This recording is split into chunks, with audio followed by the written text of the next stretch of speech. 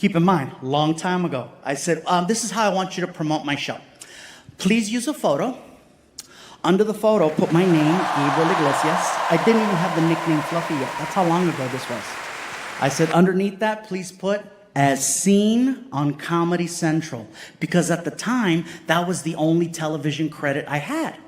So the marketing guy goes, well, I was thinking, what about Gabriel Iglesias and his amigos?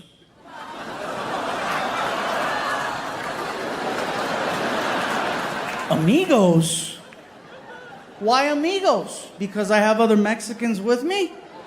And he looked at me and said, good, you get it. I don't like that. What about Gabriel Iglesias and friends? Well, we want to put a couple of buzzwords out there to let the community know what type of show it is. I said, well, what type of show is it? It's a special show. I don't feel special. Gabriel, hear me out. What about like a Taco Tuesday? I don't like it. Okay, what about like a Salsa Night? Salsa Night? Wait, like dancing or chips and guac? Either one, I don't like it. I could not believe that I was having this conversation, and I wanted to get upset. I wanted to go off on this guy for trying to make me feel like less of a person, right? But I didn't, because I knew that if I went off on them, I would have been seen as difficult. I would have been seen as a problem, and I would not have been given another opportunity to come back. When people ask me, what do you credit for your success? Of course, talent, showing up, doing what you gotta do. But one word that gets left out a lot is the word sacrifice. I had to sacrifice something that day. And a lot of people think they know what sacrifice means, but honestly, until you have to make one, I don't think you do. I had to sacrifice my pride, because as much as I wanted to go off on this guy, I knew that if I did, I'd be shooting myself in the foot. I knew that if they could see what I could do on that stage, they'd have to bring me back, and they'd have to treat me different.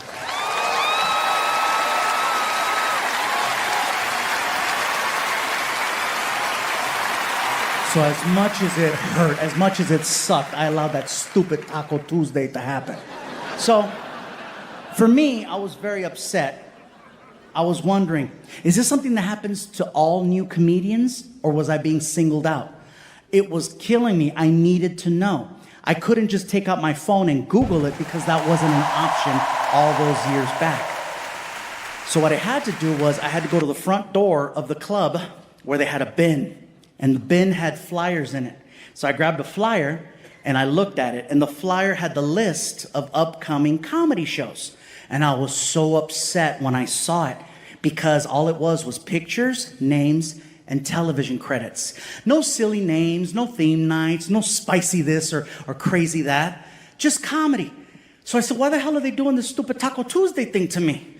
So then I said, all right, let me try to find another comedian who's a little bit more in my vein, if you know what I mean. The only other comedian I could find was a man by the name of George Lopez.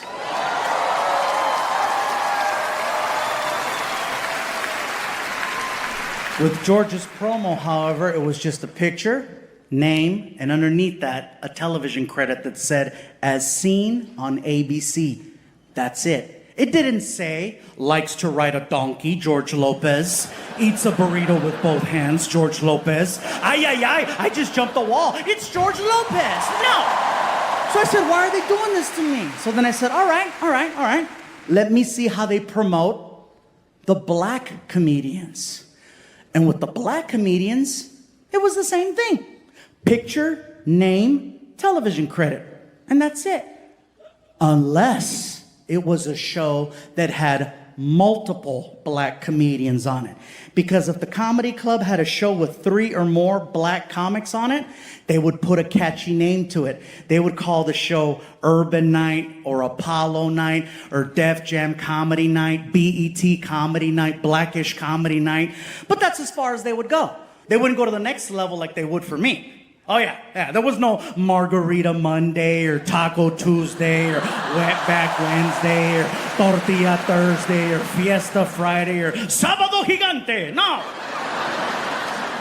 That would never happen to black people. Are you kidding me? You'll never see a malt liquor Monday or Tupac Tuesday or watermelon Wednesday or thong to thong thong Thursday or fried chicken Friday or suki suki Saturday or slap a hoe Sunday.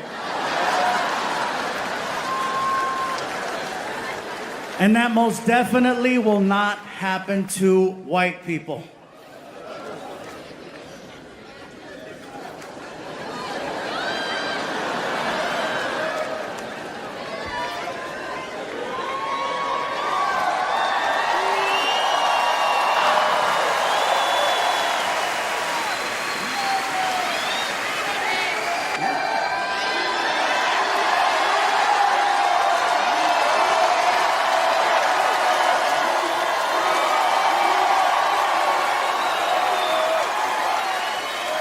Well, I'm gonna do the joke.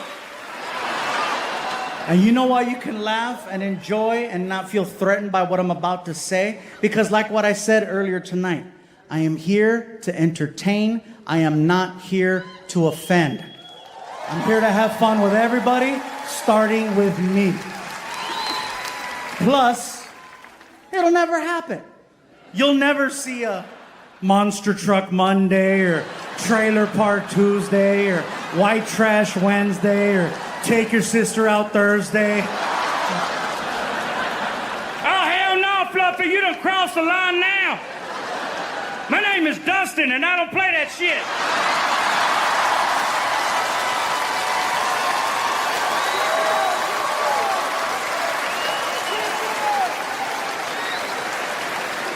I'm from Davie, goddammit.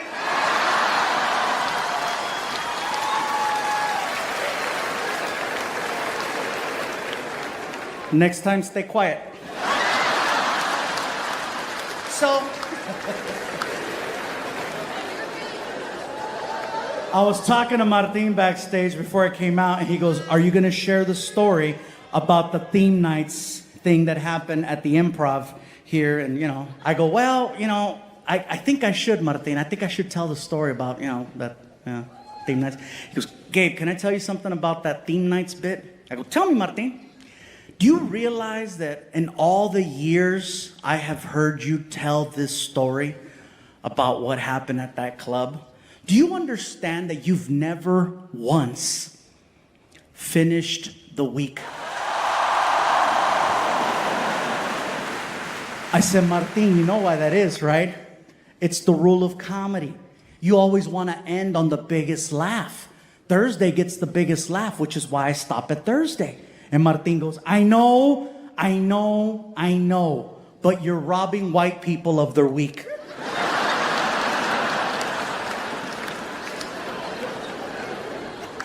I never looked at it that way.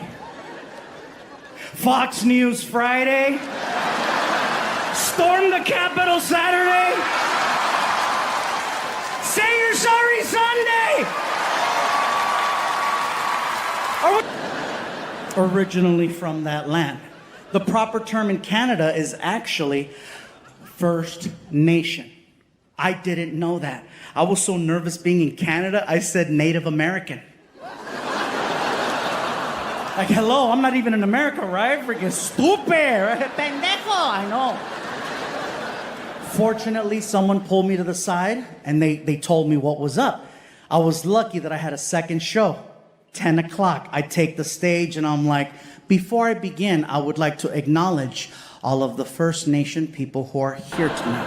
And then some guy yells out, "Call us Indians!"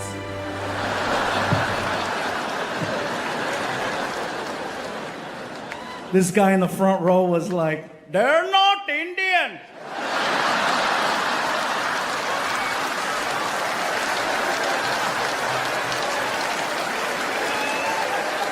They are not Indian!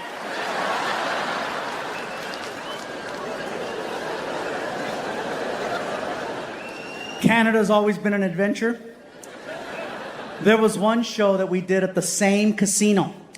Anytime now we perform outside of the United States, even if it's next door in Canada or Mexico, Martin's first question to the audience is, do we have any Americans in the house tonight? Because no matter where we perform in the world, there's always a handful. So that night, Martin takes a stage and he asks the question, do we have any Americans here tonight? Not knowing that earlier in the day, at that same casino in the grand ballroom, there was a end of year holiday party from an American company from right across the water in Detroit. And they were having this end of year celebration and they were there pre-gaming since noon, partying it up. And I guess the party planner for the event thought it would be an amazing idea to end their party with laughter. So this person bought all of the tickets to my show that night and gave them to that company. Well, 7 o'clock rolls around and everybody stumbles in, takes their seats, and then Martin walks out and he asks the question, do we have any Americans here tonight? And instead of getting a yay, woo, right here, he got, they were so drunk they started chanting, USA, USA, USA, USA. I'm in the dressing room. I'm hearing this. I'm like, why are we here? We could have done this in Detroit. You know what I'm saying? I had to fill out paperwork. I'm like, this is not cool. So during intermission, Martin comes backstage and he tells me, bro, I don't know if you heard. Oh, I heard. You might want to mention it. I go, oh, I will. So at some point during my performance, I told the audience, so a little bird told me that there might be a couple of Americans here tonight. Is that true? Sure enough. And they started doing it again. USA, USA, USA. And then it got quiet and you could hear, America. I said, ladies and gentlemen, do you understand what just happened? We just made history. And people in the front row got their arms crossed. They're like, what are you talking about? History. I said, we just made history. Who would have ever thought you'd see the day where thousands of the entire robbery in 4K. Oh, that shit is crisp. I saw the guys that broke in, but I could not identify them because they were wearing masks. All I can tell you about the two guys that broke into my house is that they were 20 years old. I know they were 20 because when they jumped the fence and hit the ground, no pain. If that would have been like a 35-year-old with a messed up sciatica, he'd have thought twice about that fence.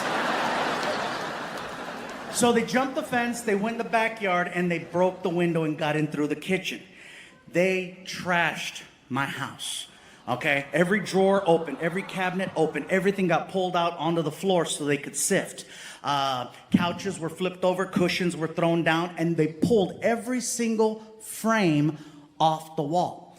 And I asked the detective, I said, hey, look, I understand the drawers, the cabinets, and even the couch thing, but what's the story with the frames on the wall? Why did they take everything off the wall, but they didn't take any of the frames? Some of that stuff was art. Mr. Iglesias, you have to understand something about these people that broke into your home. They were not looking for photos or art. They were actually looking for a safe. I said, a safe? Yes, sir, a safe. A lot of times in these homes, people will put a hole in the wall, install a safe, and then they'll hang a frame over the safe to disguise that their valuables are in there. I said, a safe? Sir, yes, a safe. But I just got this money. Did they check the mattress? Well, I don't know. Well, let's find out. So we walk into the master bedroom. I grabbed the edge of the bed, right? And I picked it up and I was like, ah, stupid!